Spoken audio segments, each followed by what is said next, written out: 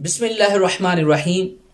Punjab assembly کے ایک بل پر تبصرہ کرتے ہوئے شہر یار نامی ایک شخص نے کل بیان دیا کہ بخاری شریف کو بند کیا جائے کیونکہ اس کے اندر موجود ہے کہ سیدہ عائشہ صدیقہ رضی اللہ تعالی عنہا کے گھر کو نبی کریم صلی اللہ علیہ وسلم نے فتنوں کا گھر کہا۔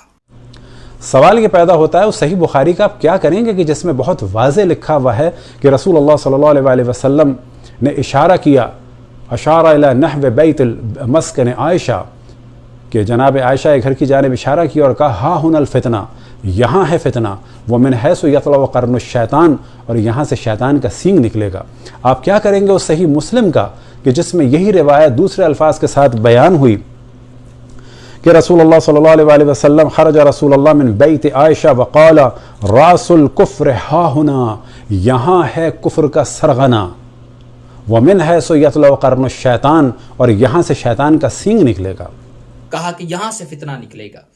جو عبارت پڑھی وہ عبارت بھی غلط پڑھی۔ عبارت کے اندر الہ کا جو حرف جار ہے یہ استعمال نہیں ہوا، اس نے استعمال کر کے جہت اور اس جگہ کو معین کیا۔ اب میں اس حوالے سے کچھ علمی تبصرہ کرنا چاہتا ہوں اور سوشل میڈیا کے ناظرین اور تمام اہل سنت کا جو دل دکھا اس بات سے، اس تکلیف دہ بات سے، تو ان کے دل پر مرہم کے لیے یہ بات مکمل وضاحت کے ساتھ پیش کرنا چاہتا ہوں۔ سب سے پہلی بات، وہ حدیث پاک جو بخاری شریف کے اندر وہ یہ ہے، وہ حدیث پاک 6680 ہے، یعنی 6680۔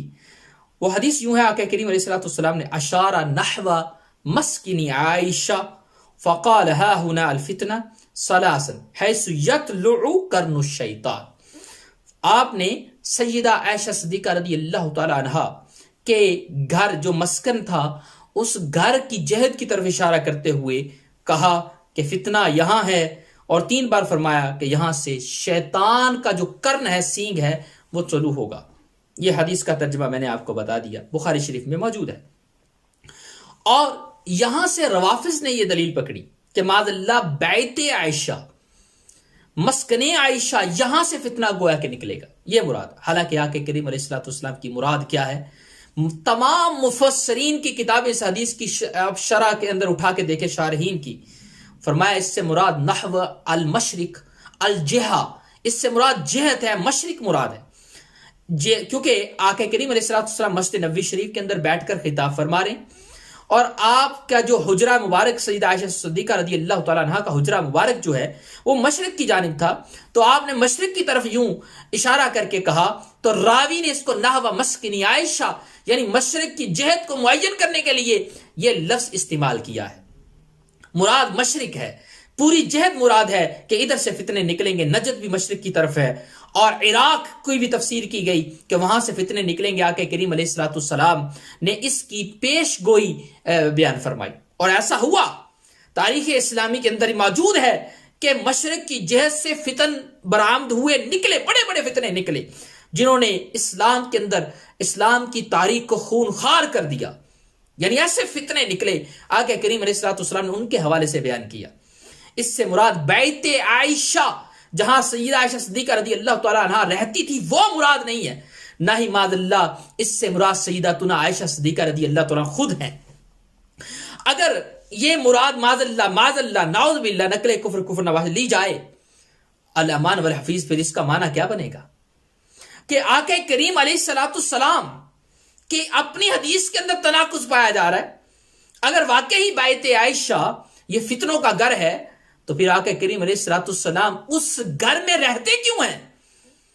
آپ اس گھر میں رہے یہاں تک حتی یتوفا، یہاں تک کہ آپ ساری عمر، یہاں تک کہ آپ کی ظاہری وفات بھی سیدہ عائشہ صدیقہ رضی اللہ تعالی عنہا کے گھر میں ہوتی ہے، فتنوں کے گھر میں۔ اگر آپ اسے فتنے کا گھر سمجھتے تھے تو پھر آپ آخری دم تک وہاں پر رہے۔ یہ تناقض پایا جا رہا ہے۔ معاذ اللہ نقل کفر نہ باشد۔ دوسری بات، آقا کریم علیہ السلام کا آج روزہ مبارک کہاں ہے؟ آج روزہ مبارک کہاں ہے؟ وہی حجرہ عائشہ صدیقہ رضی اللہ تعالی عنہا جہاں آقا کریم علیہ السلام کی ظاہری وفات ہوئی۔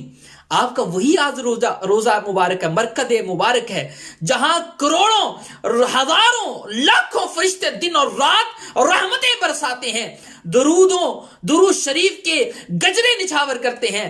تو اگر ماد اللہ وہی فتنوں کا گھر یا شیطان کے طلوع ہونے اور شیطان کے سینگ طلوع ہونے کا جگہ ہوتی تو ماد اللہ اللہ تعالیٰ اس کو مدفن نبی صلی اللہ علیہ وسلم کیوں بناتا؟ یہاں پہ یہ سوال اٹھتا ہے۔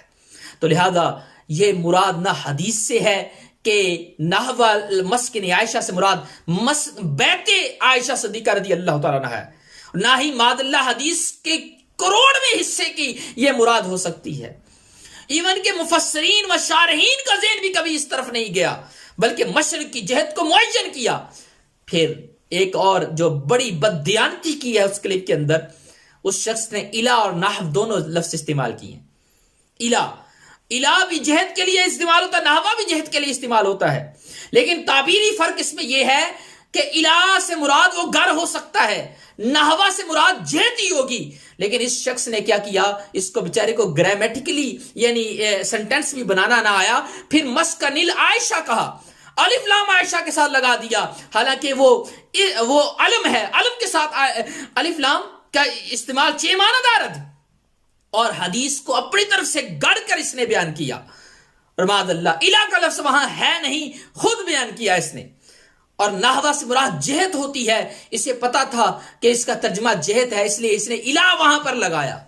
یہ کس قدر بددیانتی ہے، کتنی غلط تعبیرات امت کے اندر پھیلائی جا رہی ہیں، اور غلط تفسیر اور شرح کر کے حضرت عائشہ صدیقہ رضی اللہ تعالی عنہا کی صداقت کے اندر شکوک و شبہات پیدا کیے جا رہے ہیں۔ لہذا کوئی بھی غیرت مند مسلمان اس کو برداشت نہیں کر سکتا۔ میں بڑے پازیٹیو طریقے سے بھی اگر آنسر دوں تو میں یہی کہوں گا کہ انتہا درجہ کی بددیانتی کی ہے۔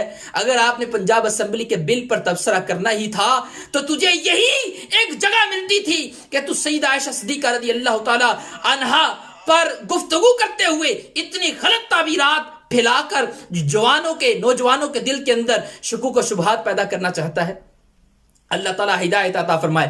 بقیہ جتنے بھی اعتراض کیے گئے انشاءاللہ اس کا جواب بھی میں بالتفصیل وضاحت کے ساتھ اور کتابوں کے دلائل کے ساتھ انشاءاللہ یہ رکھتا ہوں اور شارٹ کلپس کے صورت میں پیش کرتا ہوں۔